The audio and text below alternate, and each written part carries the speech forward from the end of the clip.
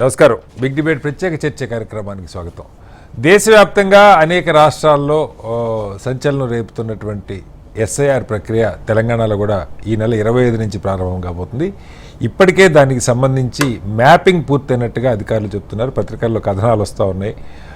తెలంగాణలో దాదాపుగా 88 లక్షల మంది ఓట్లు 2002 ఓటర్ లిస్టుతో పోల్చుకుంటే అనేక అనామలీస్ లేదంటే లాజికల్ డిస్క్రిపెన్సీస్ ఉన్నట్టుగా చెప్తూ ఉన్నారు. వాళ్ళ వివరాలు వాళ్ళ తల్లిదండ్రుల తాతల వివరాలతో పోలట్లేదు, అనేక వ్యత్యాసాలు ఉన్నాయని చెప్తున్నారు.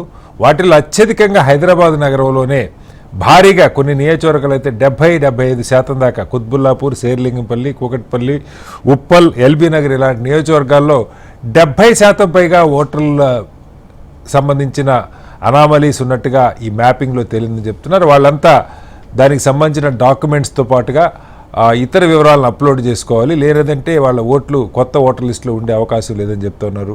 ఏం జరుగుతుంది, రాజకీయ పార్టీలకి దీని మీద ఏ మేరకు అవగాహన ఉంది, దీనిలో లోపాలను ఎలా సరిచేయాలనే దాని మీద వాళ్ళు బిగ్ డిబేట్లో ప్రత్యేకమైన చర్చని చెప్పడం. చర్చలో మనతో పాటు శుభప్రద పటేల్ గారు బీఆర్ఎస్ పార్టీ నాయకులు ఇక్కడ మనతో స్టూడియోలో ఉన్నారు. అలాగే మానవతరాయ్ గారు కాంగ్రెస్ పార్టీ సీనియర్ నాయకులు మనకు జాయిన్ అవుతున్నారు. మరి కాసేపట్లో అమర్నాథ్ గారు భారతీయ జనతా పార్టీ నాయకులు కూడా మనతో జాయిన్ అవుతారు.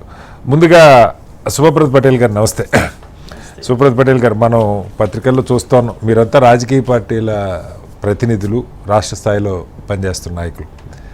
ఒక పెద్ద కసరత్తు ఇప్పుడు ఈ 88 లక్షల ఓట్లు మొన్న 24 ఎలక్షన్లో కూడా మన అసెంబ్లీ కానీ పార్లమెంట్ కానీ రెండింటికి ఓట్లు వేసిన వాళ్ళే.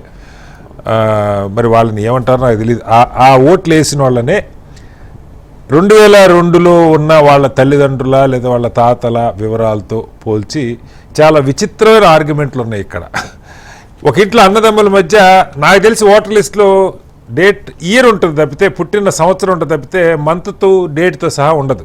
మరి వీళ్ళు ఎలా కనిపెట్టారో నాకు తెలియదు. అన్నదమ్ముల మధ్య లేదా అక్కచెల్లెల మధ్య తోబుట్టువుల మధ్య 9 నెలల కంటే గ్యాప్ తక్కువ ఉందని వీళ్ళు కనిపెట్టారు. ఎలా కనిపెట్టారు మీరే చెప్పాలి. తండ్రికి పిల్లలకి లేదు తల్లిదండ్రులకి పిల్లలకి 15 ఏళ్ళ కంటే తక్కువ ఉండొద్దు, 50 ఏళ్ళ కంటే గ్యాప్ ఎక్కువ ఉండొద్దు. అంటే 50 ఏళ్ళ తర్వాత ఎవరికన్నా పిల్లలు పుడితే వాళ్ళ కొడుకులు గారా నాకు అర్థం కాల. తాతకి పిల్లలకి మళ్ళీ 40 ఏళ్ళ కంటే గ్యాపు తక్కువ ఉండొద్దు. ఇవన్నీ అసలు ఏంటి? అలాగే తల్లిదండ్రుల పేర్లు, తాతల పేర్లు కొన్ని చోట్ల పోలట్లేదు. ఇప్పుడు తల్లిదండ్రుల పేర్లు కొంతమంది భార్య ఇంటి పేరు మార్చుకుంటారు అఫీషియల్గా, కొంతమంది మార్చుకోరు, పట్టించుకోరు. ఇవన్నీ చేసి ఇదేదో పాకిస్తాన్ బాటలో జరుగుతుంది కాదు. మన కుత్బుల్లాపూర్, మన శేర్లింగపల్లి, మన ఉప్పలు, మన ఎల్బీ నగరు 70% పైగా ఓటర్లు అనామలీస్లో పడ్డారు. ఇప్పుడు మరి వాళ్ళ మ్యాపింగ్ ప్రకారం వాళ్ళు చెప్తుంది క్లియర్గా, ఎన్నికల సంఘం చెప్తుంది వీళ్ళు డాక్యుమెంట్స్ ఆధార్ ఒకటి కాదు, ఇంకా చాలా డాక్యుమెంట్లు ఇచ్చారు. ఈ డాక్యుమెంట్లు తీసుకొని వాళ్ళకి నోటీసులు ఇస్తారంటే వాళ్ళు అప్లోడ్ చేసుకోవాలి. అప్లోడ్ చేసుకుంటే అది మ్యాచ్ అయితే వాళ్ళు ఓట్లు ఉంటాయి, లేదంటే పోతాయి. ఒక నిన్నటిదాకా రూల్ చేసిన పార్టీ ప్రధాన ప్రతిపక్షం ఏం చెప్తారు? శ్రీనివాస్ గారు, మీకు అదేవిధంగా ప్యానెల్ ఉన్నటువంటి పార్టీ నాయకులకు, హెచ్ఎంటీవీ ప్రేక్షకులందరూ కూడా నమస్కారం. ముఖ్యంగా సర్ ప్రక్రియ ఎప్పటి నుండి ప్రారంభం అవుతుందో అప్పటి నుండి కూడా అందరికీ అనుమానాలు అవన్నీ ఉన్నాయి. దానికి సంబంధించే రాజకీయ పార్టీగా, ఒక ప్రతిపక్ష పార్టీగా డెఫినెట్గా అందరు ఓటర్స్ ఉండాలనే దాంట్లో భాగంగానే మేము ప్రతి కాన్స్టిట్యున్సీలో ప్రతి బూత్ వైజ్గా కూడా బూత్ లెవెల్ ఏజెంట్స్ ఇద్దరిని తీసుకొని అవన్నీ కూడా మేము ఎన్నికల సంఘానికి సబ్మిట్ చేసినాం. వాటి ద్వారానే ఇప్పుడు 25 నుండి ఏదైతే జరుగుతుందో, ఫస్ట్ ఇప్పుడు ఫ్యామిలీ మ్యాపింగ్ జరిగింది. ఈ ఫ్యామిలీ మ్యాపింగ్ లో గతం 2002 ఓటర్ లిస్ట్ తీసుకొని దానికి ఇప్పుడు ఉన్నటువంటి దాంట్లో మ్యాపింగ్ చేయడం జరిగింది.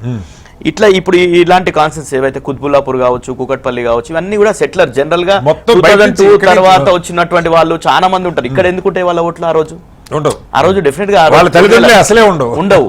కాబట్టి ఈ ఓట్లు ఏవైతే నమోదైనాయో ఇవన్నీ కూడా ఈ రోజు కుత్బుల్లాపూర్ లో చూపితే 78% అంట. అంటే ఎంత అంటే 78% అంటే కేవలం 22% మాత్రమే ఐడెంటిఫై అయ్యారు. మనకి బహుశా అదే పెద్ద నియోజకవర్గం రాష్ట్రంలో, తెలంగాణలో కుత్బుల్లాపూరే హైయెస్ట్ నెంబర్ ఆఫ్ ఓటర్స్ ఉన్నారు. అట్లాంటిది ప్రతి ఇప్పుడు మీరు చూసుకుంటే మొత్తం కూడా ఎక్కడైతే వివిధ విలేజెస్ నుండి అక్కడ నుండి వచ్చి సెటిల్ అయినరో హైదరాబాద్ లో, ఇవే మొత్తం కుత్బుల్లాపూర్ కావచ్చు, ఎల్బీ నగర్, ఉప్పల్, ఇవన్నీ కూడా సెటిలర్స్ ఉండే. అంటే జిల్లా నుంచి మైగ్రేట్ ఇతర రాష్ట్రాల నుంచి వచ్చి మైగ్రేట్ అయ్యి ఉన్నటువంటి పాపులేషన్స్ ఏవైతే ఉన్నాయో ఆ రోజు 2002లో ఆ బూత్ లో ఎందుకు ఉంటాయండి? ఉంటాయి కదా, కాదు నేనంటుంది. అసలు ఇక్కడ 2002లో వాళ్ళ పేరెంట్స్ వాళ్ళే లేకపోతే తీసేసామని చెప్పట్లా. రాష్ట్రంలో ఎక్కడైనా ఉండవు, అదే బూత్లో వాళ్ళు ఉంటుంటే అసలు 80% ఉండవు సార్. ఆ రకంగా చూసారా? లేదు ఇక్కడ నా ఓటు ఉంటే మా తల్లిదండ్రుల ఓటు నిజామాబాద్లోనో లేదంటే ఇంకొక చోట ఉంటే దాన్ని కూడా మ్యాప్ చేయగలిగారు. అసలు ఈ బాధ్యత ఏం చేశారంటే వాస్తవానికి ఇప్పుడు చూస్తే ఇంత 78% కుత్బుల్లాపూర్లో చెప్పారంటే అప్పుడు అక్కడ ఉన్నటువంటి ఓటర్ లిస్ట్ చూస్తే వీళ్ళు కదా చేసింది. ఇప్పుడు ఇంట్లో పోయి అడిగి కొత్తగా చేయలేరు వీళ్ళు. ఇప్పుడు ఉన్నదల్లా ఫ్యామిలీ మ్యాపింగ్ చేసారు. తర్వాత రేపు జరగబోయేటటువంటి ప్రక్రియ మళ్ళీ ఇంటింటికి పోయిన సందర్భంలో మళ్ళీ కొత్తగా ఫామ్స్ ఇవ్వడం, కొత్తగా దాంట్లో సబ్మిట్ చేసుకుంటే ఇప్పుడు కొత్త ఓటు నమోదు చేసినటువంటి ప్రక్రియనే మళ్ళీ చేయాల్సినటువంటి పరిస్థితి ఉంది. అయితే విషయం ఏంటంటే ఇలా చిన్న చిన్న డిస్క్రిపెన్సీస్ అంటే తండ్రి బదులు భర్త పడడం, తప్పులు చేసింది ఎలక్షన్ కమిషన్. ఎప్పుడైనా ఓటర్ లిస్ట్ తయారు చేసేది వాళ్ళే, 2002లో కావచ్చు, తర్వాత కావచ్చు, ఎప్పుడు జరిగినా ప్రతి ఎన్నికల ముందు జరిగేటటువంటి ప్రక్రియలో భాగంగానే చేస్తారు. ఆ ఓటర్ లిస్ట్ లో తప్పులు చేసింది అధికారులు. ఈరోజు సర్నేమ్స్ తప్పు పడడం, ఇవన్నీ కూడా మనం ఓటర్ ఎలక్షన్ లో మనం చేస్తాం కాబట్టి ఒక్కొక్కరి ఓటు 3 సార్లు పడడం, ఎప్పుడో 30-40 సంవత్సరాల కింద చనిపోయినటువంటి వాళ్ళు ఇంకా కంటిన్యూ కావడం, అంటే ఎంత ఘోరంగా చేశారంటే మొన్న ఎమ్మెల్యే ఎలక్షన్లు లేవు చనిపోయినటువంటి వాళ్ళే, మళ్ళీ మొన్న తర్వాత మున్సిపల్ జరిగినటువంటి ఎన్నికలకు చనిపోయిన వాళ్ళ ఓట్లు మళ్ళీ వచ్చినాయి. ఇప్పుడు నేను మిమ్మల్ని అడిగేది అంటే నాకు కొంచెం ఎందుకంటే మీకు పార్టీలకి ఎంతవరకు సమాచారం ఉందో కూడా నాకు తెలియదు. మీరు అన్నట్టు ఇవాళ సపోజ్ కుత్బుల్లాపూర్లో ఒక పర్టికులర్ నియోజకవర్గంలో నా ఓటు ఉంది, ఇప్పుడు 2024లో అనుకుందాం, లేదు ఇప్పుడు ప్రజెంట్ ఉంది, మా అమ్మా నాన్న ఓటు అక్కడ లేదు, వాళ్ళు ఎక్కడో ఊర్లో ఉన్నారు, వాళ్ళు ఉన్నారా చచ్చిపోయారా వేరే చర్చ. ఇప్పుడు నన్ను మీ అమ్మా నాన్న ఓటు ఏ ఊర్లో ఏ పోలింగ్ బూత్లో ఉందో తీసుకురమ్మని నన్ను అడుగుతారా? నేను ఆ వివరాలు తేవాలా? తేలేకపోతే నా ఓటు తీసేస్తారా? ఏంది ఇది? అదే ఉంది కదా ఇప్పుడు. ఇది పెద్ద థ్రెట్ ఏంటంటే ఓట్స్ పోయే ప్రమాదం తీవ్రంగా ఉంది. అది ముఖ్యంగా ఇప్పుడు ఊర్లలో ఆ పరిస్థితి ఉండదు, విలేజెస్ లా ఆ పరిస్థితి ఉండదు, రూరల్ ఏరియాలో. హైదరాబాద్కి వచ్చే వరకు 100% ఆ ప్రాబ్లం అవుతుంది. మీరు ఇప్పుడు వాళ్ళు ఎప్పుడో సెటిల్ అయ్యి అక్కడ నుండి ఇక్కడ వచ్చి మైగ్రేట్ అయ్యింది, వాళ్ళ తల్లిదండ్రులు చనిపోయి ఉంటారు, వాళ్ళ సర్టిఫికేట్లు ఎక్కడి నుండి ఉంటాయి? నీకు డేట్ ఆఫ్ బర్త్ సర్టిఫికేట్ కావచ్చు, 10th మెమోస్ కావచ్చు, చదువుకోలేకుండా ఉండొచ్చు. అవన్నీ కూడా ఇప్పుడు ప్రూఫ్ చేయమంటారు. ఇప్పుడు ప్రజెంట్ ఇప్పుడు డాక్యుమెంట్స్ ఏవైతే చెప్పారో 16-12 డాక్యుమెంట్స్ ఏదైతే చెప్పారో అవన్నిటితో పాటు మేము సబ్మిట్ చేయాలి. అది ఎక్కడి నుండి పాసిబుల్ అవుతుంది అనేది పెద్ద క్వశ్చన్ మార్క్. దానికి అనుగుణంగానే ఇప్పుడు మొన్నటి వరకు ఓటు వేసినటువంటి వ్యక్తి రేపు ఓటర్ కాకుండా పోయేటటువంటి ప్రమాదం హైదరాబాద్ లో మేజర్ గా ఉంది. దీన్ని తప్పకుండా ఎలక్షన్ కమిషన్ పరిగణించి ఇప్పుడు 88 లక్షలు అంటే మామూలుగా 1/3 కన్నా 34% అంటున్నారు సార్. 1/3% ఆఫ్ ఓట్స్ అది మేజర్ గా హైదరాబాద్ లో. హైదరాబాద్ లో చూసుకుంటే మీకు ఏడా 25%, 30% మిగిలిన ఓట్లు, మిగతా 70% ఇప్పుడు ఈ లెక్కల ఇవన్నీ అనామలీస్ తిరగాలి. ప్రతి ఒక్కరు ఇక తల్లిదండ్రుల ఊర్లకు పోయి లింక్ డాక్యుమెంట్ సబ్మిట్ చేసి ఇది పాసిబులా? కాకుంటే గతంలో ఏం చెప్పారంటే ఇంతకుముందు కూడా వేరే రాష్ట్రాలు జరిగినప్పుడు కనీసం ఒక అఫిడవిట్ తీసుకొని ఒక నోటరీ తీసుకొని అన్న ఓటర్స్ గా నమోదు చేయడం. ఇది బార్డర్ స్టేట్ కాదు. ఇప్పుడు బంగ్లాదేశ్ నుంచో ఇంకో దగ్గర నుంచో పాకిస్తాన్ నుంచి వచ్చినటువంటి వాళ్ళు కాదు కదా, తెలిసిపోతాయి కదా ఒక కమ్యూనిటీ విషయం. అట్లాంటి పరిస్థితులలో ఇప్పుడు ఈరోజు మళ్ళీ కొత్తగా ఓటు నమోదు చేసుకునేటటువంటి పరిస్థితి ఈరోజు చాలా పెద్ద సమస్య. ఇప్పుడు రాజకీయ పార్టీలకు మాకు ఇప్పుడు దీనికంటే అది కాదు సార్, దీనికంటే ఈ ముక్కెట్లు ఉందంటే ఇట్లా చూపించింది దానికంటే శుభ్రంగా వాళ్ళే ఇల్లు తిరిగి ఓటర్ నమోదు కొత్తగా ఓట్లు రాసినా సరిపోయింది. అసలు ఓటర్ లిస్ట్ మొత్తం తీసిపడేసి అన్ని ఇల్లు తిరిగి బాబు ఇంట్లో ఎవరున్నారు ఓట్లు అడిగితే తేలిక దానికంటే రాయొచ్చు. అది రాసినా బెటర్, అది బెటర్ కదా, అది బెటర్. కానీ అదేమంటారు వాళ్ళని కాదు 2002లో ఎక్కడున్నారు మీరు, లేకపోతే మీ తల్లిదండ్రులు ఎక్కడున్నారు? ఇది పెద్ద క్వశ్చన్. ఇప్పుడు 2002 అనేది పెద్ద టాస్క్. ఇప్పుడు వచ్చి కొత్తగా ఓటర్ రాసుకుంటే అదేం ప్రాబ్లం లేదు, వాళ్ళు ఏదో ఒక ఐడి ప్రూఫ్ పెడతారు, ఇంటికి సంబంధించిన రేషన్ కార్డు, పాన్ కార్డు, ఇంకోటి ఏదో ఒకటి అడ్రస్ ప్రూఫ్ పెడతారు. 18 ఏళ్ళు కనపడుతున్నాడు. 2002 ఓటర్ లిస్ట్ కి దాన్ని లింక్ చేయడం అనేది పెద్ద అభ్యంతరం. ఒక్కసారి మానవతరాయ్ గారు, మీరు ఇక్కడ రాష్ట్రంలో అధికార పార్టీ, మరి మీ చేతిలో ఎంత సమాచారం ఉందో, అసలు ఎన్నికల సంఘం మీకు ఎంత చెప్తుందో మాకు తెలియదు. గతంలో ఇట్లాగే ఒక ఎన్నికల అధికారి 22 లక్షల ఓట్లు తీసేసి ఆయన సారీ చెప్పి చేతులు దులుపుకున్నాడు, అయిపోయింది. ఎవరన్నా కానీ ఏ పార్టీ అన్నా ఉండి, నేను దానిలోకి వెళ్ళట్లా. ఇప్పుడు మొత్తం ఓటర్ లిస్టు ఆయన కనీసం తప్పు జరిగింది, సారీ పొరపాటున ఓట్లు పోయినాయని ఆయన చెప్పారు. ఇప్పుడు అసలు ఆ చెప్పే పరిస్థితి కూడా లేదు. ఈ అసలు నాకైతే ఇప్పుడు నగరాల్లో ఉండే ఓటర్లు మామూలుగానే వాళ్ళు ఓట్లు తక్కువ వేస్తారు, కానీ వాళ్ళనే పార్టీలు ఏదో ఓట్లు రాయిస్తే వాళ్ళకి ఆ ఎన్నికల రోజు వీలు చూసుకొని కొంతమంది ఓట్లు వేస్తారు, కొంతమంది అసలే ఓట్లేరు. ఇప్పుడు వాళ్ళ ఓట్లన్నీ పీకేస్తారా? వాళ్ళు రేపు పొద్దున వాళ్ళకి నోటీసు కాగితం వస్తుందా ఏం జరుగుతుందో నాకు తెలియదు. వాళ్ళు ఆఫీసులకు పోయి ఇప్పుడు ఆ సర్టిఫికెట్లో కూడా వాడికి ఆధార్ ఒకటి ఉంటే సరిపోదంట. వాడి బర్త్ సర్టిఫికెటు, లేదంటే వాడి caste certificate, permanent resident. MIM Owaisi గారు ఒక స్టేట్మెంట్ ఇచ్చారు. ఇప్పుడు వీళ్ళు ఇచ్చిన 12 జాబితాలో ఒక 3 సర్టిఫికెట్లు అసలు తెలంగాణలో లేవు. ఫ్యామిలీ రిజిస్టర్ అన్నది తెలంగాణలో లేదు. శాశ్వత నివాస ధృవీకరణ పర్మనెంట్ రెసిడెంట్ సర్టిఫికేట్ అన్నది తెలంగాణలో లేదు. అట్లాగే 3వది ఎన్ఆర్సీ తెలంగాణలో జరగల. ఈ 3 లేవు కాబట్టి ఆయన కనీసం ఇంకొక 3, ఎందుకంటే ఆధార్ ఒక్కటి తీసుకొని సుప్రీంకోర్టు చెప్పినా ఆధార్ ఒక్కటి తీసుకొని వీళ్ళు చేయట్లా. కనీసం driving licence, ration card, pan card అన్న కన్సిడర్ చేయండి అని ఆయన రాష్ట్ర ప్రభుత్వానికి కోరారు. మరి మీ చేతిలో ఉందా, కేంద్ర ఎన్నికల సంఘం చేతిలో ఉందా?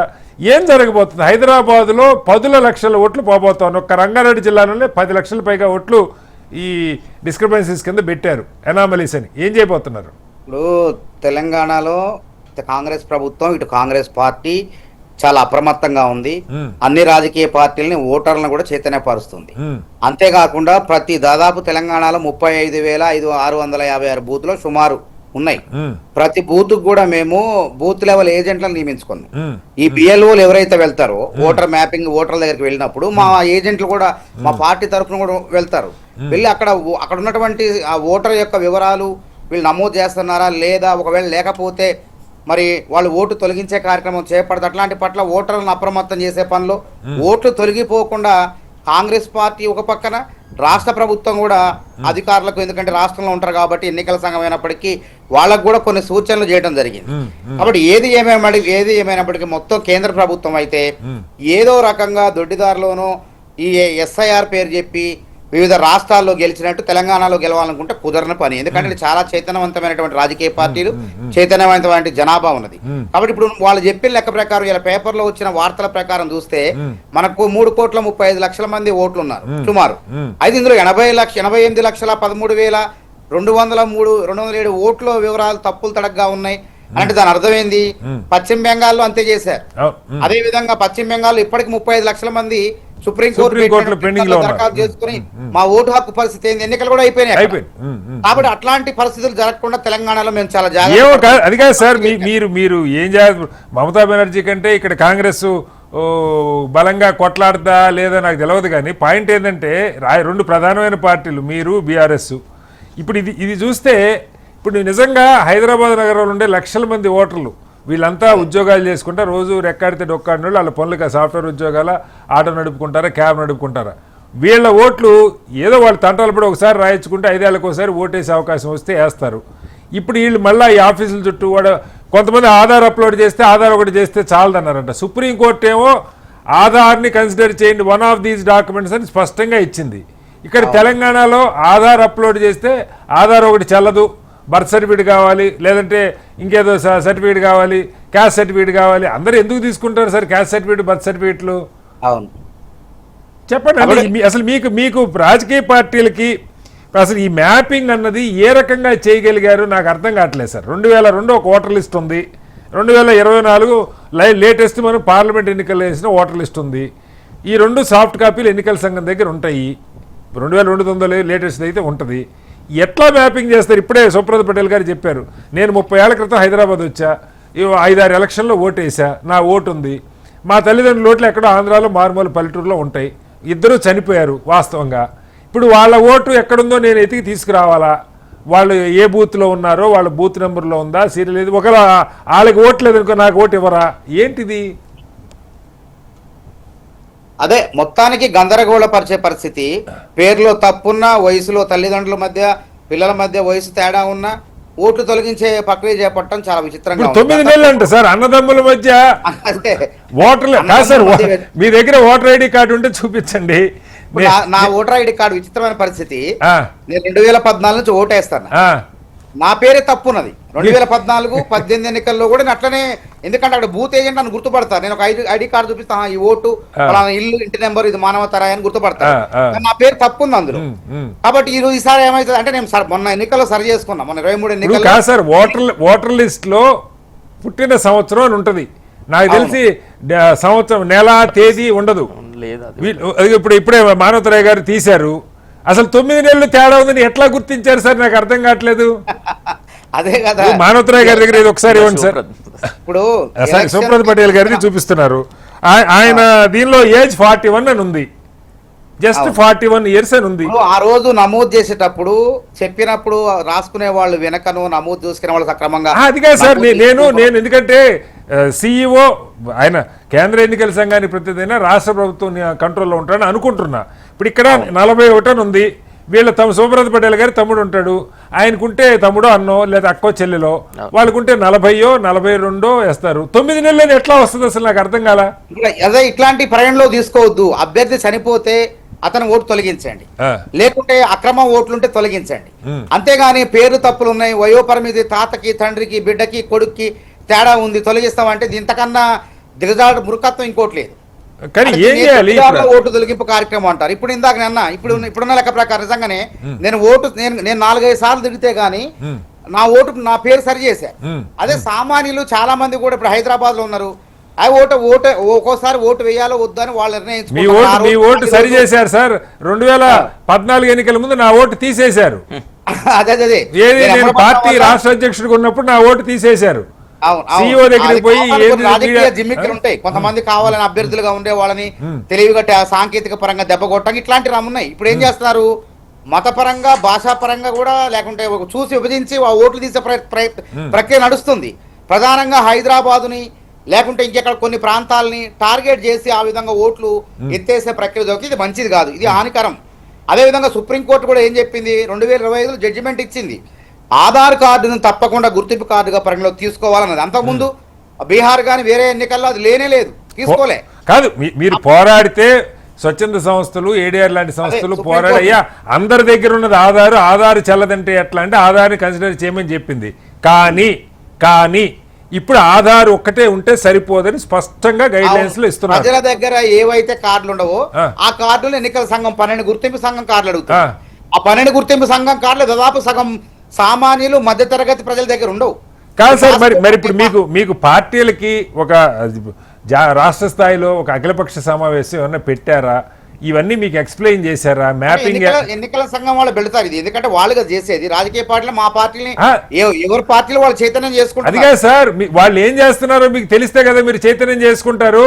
అంటే అందుకే మేము మా నాయకత్వం మా పార్టీ తరఫున ఎన్నికల కమిషన్ కి ఒక పార్టీ తరఫున ఏర్పాటు చేసుకుని ఎప్పటికప్పుడు ప్రజల తరఫున సమస్యలు ఇట్లాంటి ఉత్పన్నమయ్యే సమస్యలని వాళ్ళకి వినతి ఇస్తాను. ఇట్లాంటి చేయకండి, మీరు ఇట్లా ఆలోచన చేయండి, ఓట్లు తొలగించకండి అని చెప్పి మా పార్టీ తరఫున ఎప్పటికప్పుడు ఎన్నికల సంఘం అధికారులను కలుస్తూనే ఉన్నాం. కాబట్టి ప్రత్యేకంగా ఒక విభాగాన్ని ఏర్పాటు చేసిన ఎన్నికల సంఘం విభాగాన్ని పిసిసి నుంచి. కాబట్టి తెలంగాణలో వాళ్ళు ఎంత ప్రయత్నం చేసినా తప్ప, ఎంత చనిపోయిన వాళ్ళ ఓట్లు మాత్రమే తొలగిస్తారు తప్ప. ఇప్పుడు కాదు, నా బాధ ఏంటంటే మానవతరాయ్ గారు, ఇప్పుడు ఓటర్ భవిష్యత్తు రాజకీయ పార్టీల బూత్ లెవెల్ ఏజెంట్ల చేతిలో ఉండటం కరెక్ట్ కాదు. ఎందుకంటే నేను ఓటర్నండి, నేను ఒక అపార్ట్మెంట్లో ఉంటా, ఏదో కాంగ్రెస్ కోటేస్తారంటే కాంగ్రెస్ ఏజెంట్ పట్టించుకుంటాడు, లేదా బీఆర్ఎస్కి వేస్తారంటే బీఆర్ఎస్ ఏజెంట్ పట్టించుకుంటాడు. ఈ అపార్ట్మెంట్లో ఎవడు వచ్చి ఓటుకేరు లేదా మనకేరంటే ఎవడు పట్టించుకోడు. ఇది కూడా ఉంది కదా, మీరు వాస్తవం చెప్పండి. దేనికదే మనం కుల్ల మాట్లాడుకోం. ఇలాంటప్పుడు కాదు సార్, ఇప్పుడు చాలా మంది బిఎల్ఓల ఓట్లు కూడా అనామలీస్లో పడ్డాయి. బిఎల్ఓలు వాళ్ళు డ్యూటీ చేసేవాళ్ళు వాళ్ళ ఓటే నీ ఓటు నువ్వు తీసుకురా లాగానే బిఎల్ఓలతో పాటు మా బిఎల్ఏ బూత్ లెవెల్ ఏజెంట్లు పోతున్నారు. అట్లా మిగతా పార్టీలు కూడా అప్రమత్తమైనవి. కాబట్టి ఇక్కడ పార్టీనా ఏదో అందరం కలిసి ఓటు నమోదు చేద్దాం అనే ఉద్దేశంతో వచ్చినవి. వాళ్ళు ఏ పార్టీనా అది తర్వాత ముచ్చట.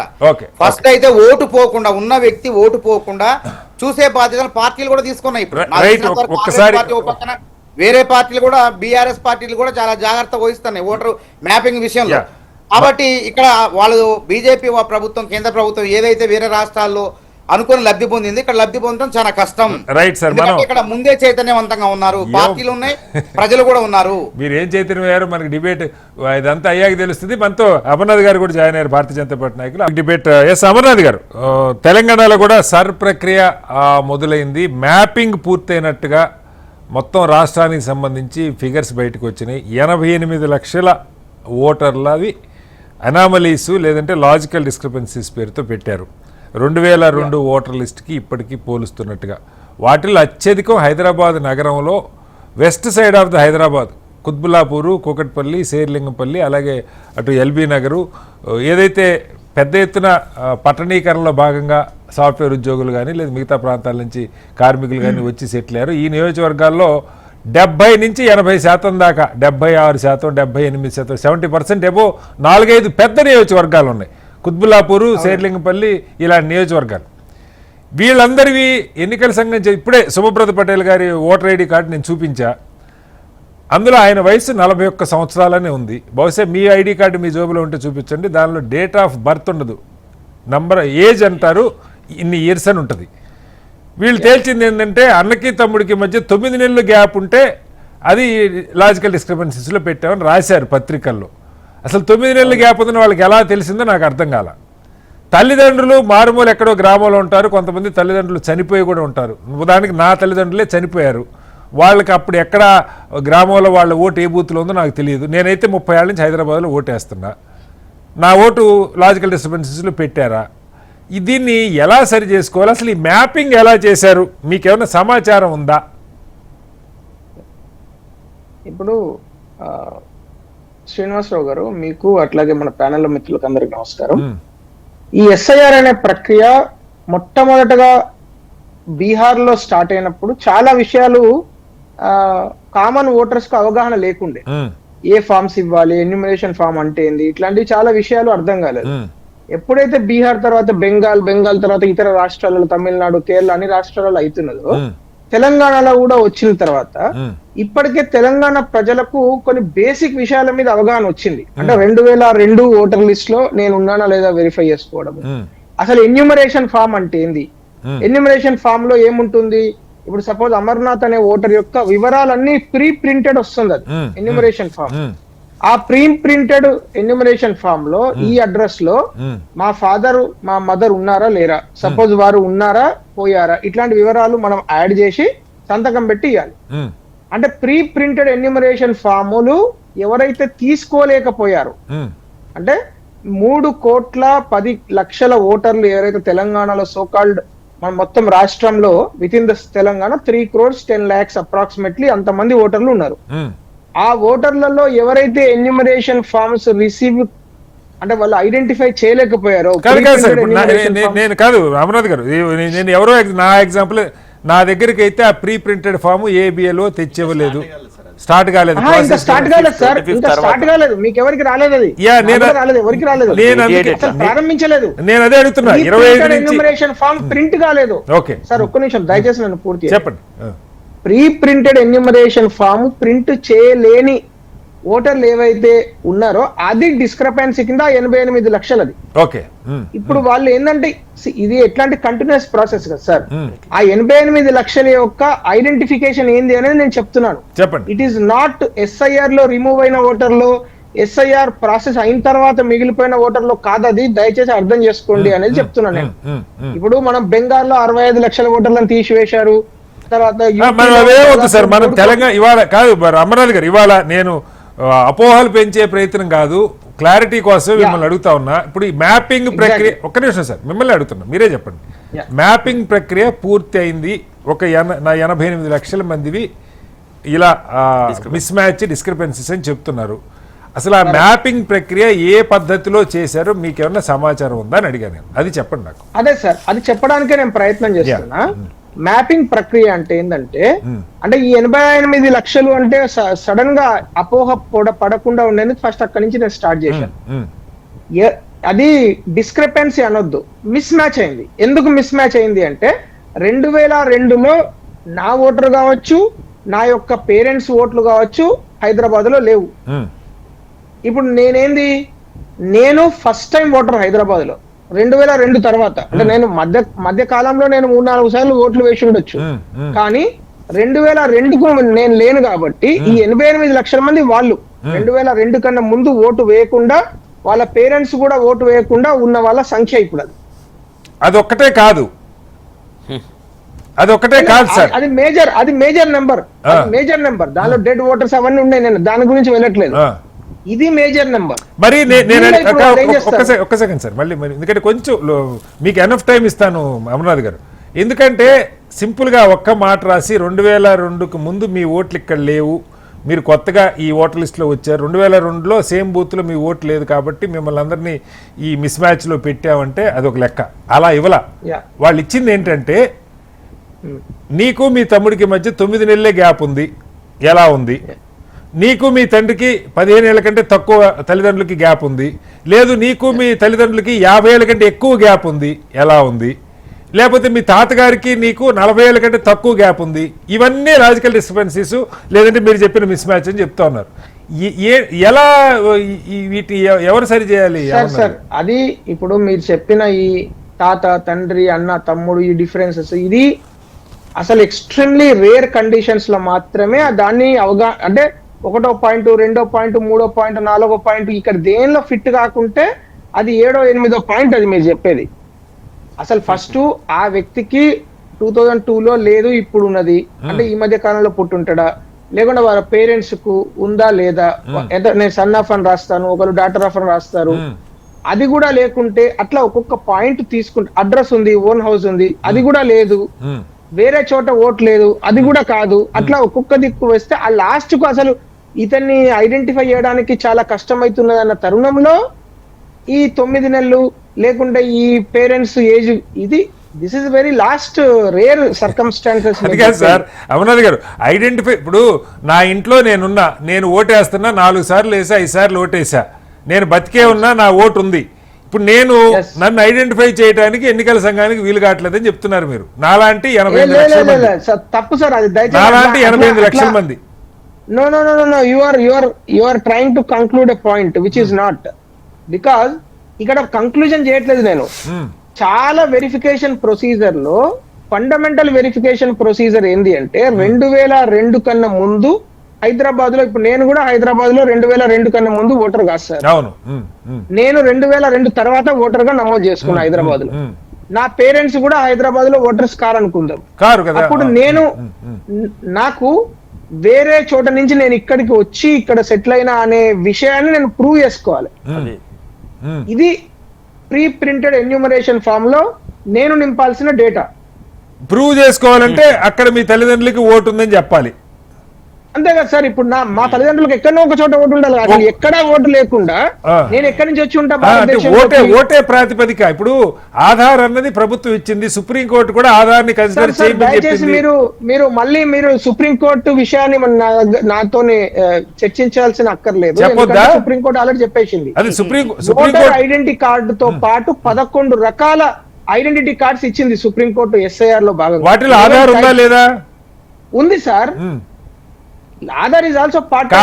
కానీ నాకు పేరెంట్సే లేరు అట్లాగా పేరెంట్స్ లేరని అనరు అమర్నాథ్ గారు.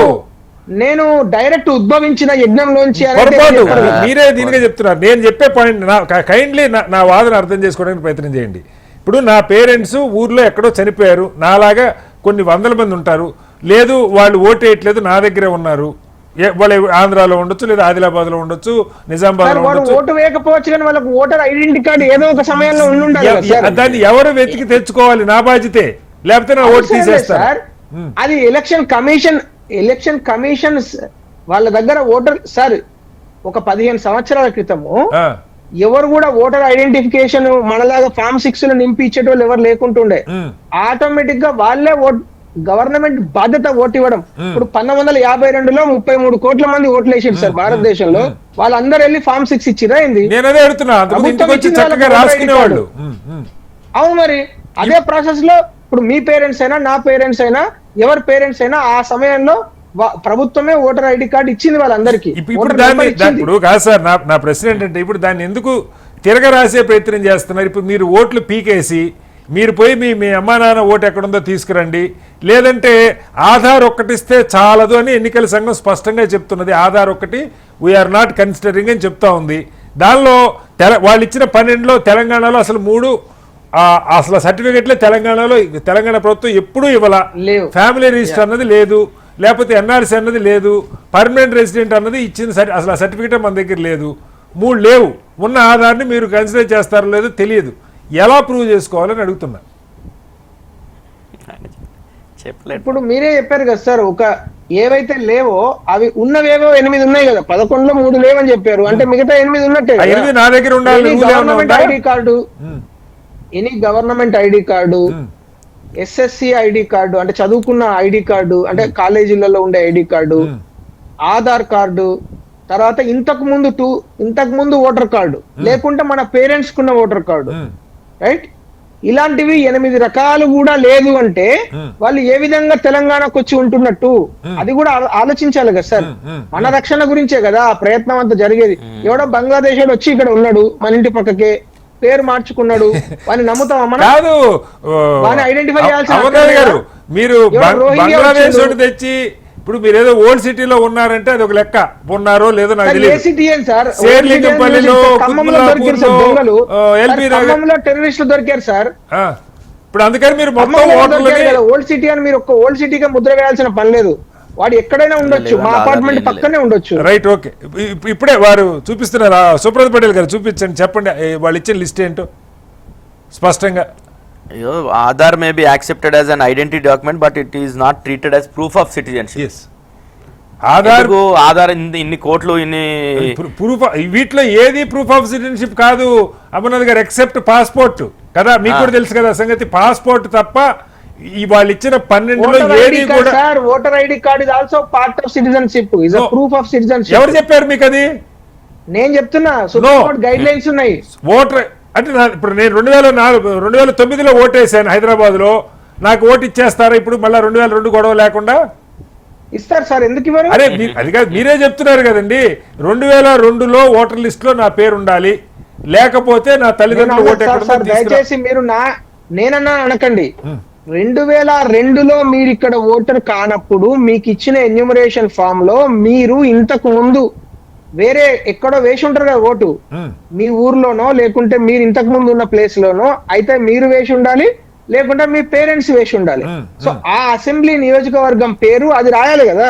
అది దాని విషయం నేను చెప్తున్నాను. ఎన్యూమరేషన్ ఫామ్ లో ఫిల్ చేయాల్సిన డీటెయిల్స్ అవి స్టేట్ కూడా ఫిల్ చేయలేను, అసలు నేను ఎక్కడ లేను, నేను సడన్ గా ఊడిపడ్డా అని అయితే ఎవరు ఉండరు కదా అని అంటున్నాను. మీరు ఈ ఆర్గ్యుమెంట్ సంభవం ఎందుకో అమర్నాథ్ గారు ఊడిపడ్డారని ఎవరు చెప్పరు. ఇప్పుడు ఈ 70 లక్షల మంది ఊడిపడ్డాం అంట్లా, వాళ్ళకి రకరకాల అందరికి ఎక్కడో లింక్ ఉంటుంది కదా సార్. మీరు పాజిటివ్ గా ఆలోచించండి శ్రీనివాసరావు గారు. అంటే ఇప్పుడు you need not to disprove me. దీని మీద చాలా ఆర్గ్యుమెంట్ జరిగిన ఎస్ఐఆర్ విషయంలో సుప్రీంకోర్టులో కూడా లాయర్లను జడ్జిలను కూడా తప్పు పట్టలేం కదా మనము, అంత బ్లాంకెట్ స్టేట్మెంట్ ఇవ్వలేం కదా. నేనేమంటున్నాను, పాజిటివ్ గా ఆలోచించండి. ఈ రాష్ట్రంలో లేకుంటే హైదరాబాద్ లో వారికి 2002 ముందుకు ఓటు లేకుంటే వానికి ఎక్కడో దిక్కు ఓటు ఉండాలి కదా అంటున్నాను నేను. ఓటు రాయించుకోనుంటే ఉండాలి, అది వెతికి తేగలిగి ఉండాలి. లేదు 2002లో ఒక మనిషి ఇప్పుడు సార్ 18,000 దాటిన వ్యక్తికి మీరు రాయించుకోకున్నా కూడా ప్రభుత్వమే మీకు ఓటు ఇస్తుంది, దయచేసి అర్థం చేసుకోండి. ఇప్పుడేమో ప్రభుత్వం తీస్తుంది, ముందు ఎవరు రాయించుకోలేదు సార్. ఫామ్ 6 మీకు కావాలంటే ఇప్పుడు మా ఫాదర్ కి ఇప్పుడు నేను ఫోన్ చేసి అడిగాను అనుకోండి, ఫామ్ 6 అంటే ఆయన నేను ఎప్పుడు నింపలే అంటాడు. మానవతరాయ్ గారు వాళ్ళ పేరెంట్స్ అడిగినా కూడా ఇందాక మీరు డిబేట్ లో జాయిన్ కాకముందు సుబ్రత్ పటేల్ గారిని అదే అడిగాను సార్. ఈ ముక్కెట్లా ఉందంటే గుండ్రంగా తిప్పి చూపించే బదులు ప్రభుత్వ అధికారులే ఇల్లు తిరిగి ఓటర్ లిస్టు తయారు చేసుకుంటే దీనికన్నా 100 రెట్లు తేలిగ్గా ఉంటుంది కదా నేను చెప్పా. కాకపోతే మీరు పని జరుగుతున్న sir, self pre printed enumeration form అంటే దాని అర్థం అదే, దయచేసి అర్థం చేసుకోండి. Right sir, okay. ఇది ముందుకెళ్లే కొద్ది మళ్ళీ వద్దాం. ఇంకొక మానవతరాయ్ గారు మీరే చెప్పబోతున్నారు, క్విక్గా చెప్పండి. ఇప్పుడు పశ్చిమ బెంగాల్లో 90 లక్షల ఓట్లు మాయమైనాయి, 64 లక్షలు ఏం చేశారు, చనిపోయినారని చెప్పి సరే చిరునామాలు లేవని చెప్పి 64 లక్షలు, 33 లక్షల మంది కోర్టుకు వెళ్తే వాళ్ళు ట్రిబ్యునల్ ఏర్పాటు చేసింది. ఇక్కడ లొసుగు ఏంటంటే, విచిత్రం ఏంటంటే, ఇట్లా ఓట్లు తొలగించేయటం మూలంగా ఎన్నికల ప్రక్రియ ఆగదు. భారత రాజ్యాంగంలో 329B ప్రకారం ఎన్నికల సంఘం ఎన్నికలు జరిగేటప్పుడు ఎన్నికల సంఘం విషయంలో కోర్టులు జోక్యం చేసుకో. కాబట్టి ట్రిబ్యునల్ వేసింది, ఎన్నికలు అయిపోయినాయి, బీజేపీ గెలిచింది. కాబట్టి తెలంగాణలో కూడా అట్లాంటి ఏమన్నా రాజకీయాలు చేసే ప్రయత్నం ఉందా? ఇప్పుడు వీళ్ళు చేస్తుంటే బోడిగుండుకు మోకాలకు ముడిపెట్టే ప్రయత్నం జరుగుతుంది. ఇది చాలా దుర్మార్గమైన ఆలోచన ఇది వాస్తవం. అందుకే మనం ఇప్పుడు పశ్చిమ బెంగాల్లో జరిగిందంటే ఏదో అన్నాడు మన కళ్ళ ముందు ఇప్పుడు మా డిబేట్ జరుగుతుంటే మనకు అర్థమవుతుంది. ఇప్పుడు నాలాంటి వాడే మా నాన్న ఎప్పుడో చనిపోయాడు, ఖమ్మంలో ఓటు ఉంది వాస్తవం ఇప్పటికి కూడా. మా నాన్నగారు చనిపోయింది 20 ఏళ్ళు, ఆయన ఓటర్ ఐడి కార్డు ఎక్కడ ఉందో నాకు తెలియదు. ఇప్పుడు మీరు వెళ్ళి ఎత్తుకొచ్చుకోవాలి ఆయన ఏ బూత్ లో ఓటేసారు. లేదు, ఎక్కడో ఆ ఇల్లు కూడా ఖాళీ చేసి. ఈవెన్ అమర్నాథ్ గారికైనా నేను అడుగుతున్నా, వాళ్ళ నాన్నగారిని అట్లాంటప్పుడు నువ్వు అమర్నాథ్ గారిని అడుగుతున్నా, వాళ్ళ నాన్నగారు ఏ నియోజకవర్గంలో ఓటేశారో చెప్పగలుగుతారు కానీ ఏ బూత్లో వేశారో ఏ స్కూల్లో వేశారో చెప్పే పరిస్థితి అందరికీ ఉండదు.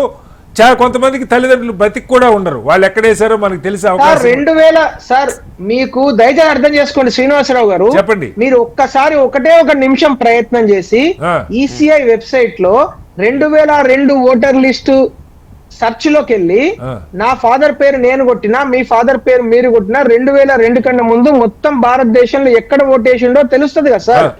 ఆ మాత్రం కూడా చేయలేము మేము అసలు ఏమి చేయము అనేది కూడా కరెక్ట్ గా ఎలా అంటే మళ్ళీ చెప్తున్నా సార్, మీకు మళ్ళీ చెప్తున్నా సార్, ఆగండి రమానాథరావు గారు. ఇప్పుడు నా పేరు కటారి శ్రీనివాసరావు అని ఓటర్ లిస్ట్ లో ఉండొచ్చు. మా నాన్న పేరు కోటయ్య, కే కోటయ్య అని ఉందా, కటారి కోటయ్య అని ఉందా నాకు తెలిసి ఉండాలా. కే కోటయ్య అని కొడితే ఒక 200 పేర్లు వస్తాయి. ఎలా తెలుస్తాయి సార్? చెప్పండి, ఆన్సర్ చెప్పండి. అమర్నాథ్ గారు, మీ ఫాదర్ పేరు అమర్నాథ్ గారు. నేను స్టేట్ కి మిమ్మల్ని అడుగుతున్నా. అమర్నాథ్ గారు నేను స్టేట్ కి మిమ్మల్ని అడుగుతున్నా. మీరు ఖచ్చితంగా మీ నాన్నగారి పేరు ఇప్పుడు ఓటర్ లిస్ట్ లో ఏ పద్ధతిలో ఉన్నదో స్పష్టంగా ఇప్పుడు చెప్పగలరా? రైట్ నౌ వెతుకున్నా కాబట్టి నేను చెప్పగలుగుతా. నేను ఆల్రెడీ తెలుసుకొని ఉన్నా. వెతికింటే పోలింగ్ బూత్ లో బుగ్గార నియోజకవర్గంలో మా ఫాదర్ ఓటేసిండు 2002 అని నేను చెప్పగలను. మీరు సెర్చ్ చేసేటప్పుడు మీ నాన్నగారి పేరు మీకు ఇంటి పేరుతో ఉందా, లేదు ఊరక సర్నేమ్ పెట్టుందా, ఆయన వయసు ఎంత ఉంది, మీరు గుర్తుపెట్టుకున్నారంటే హ్యాట్స్ ఆఫ్.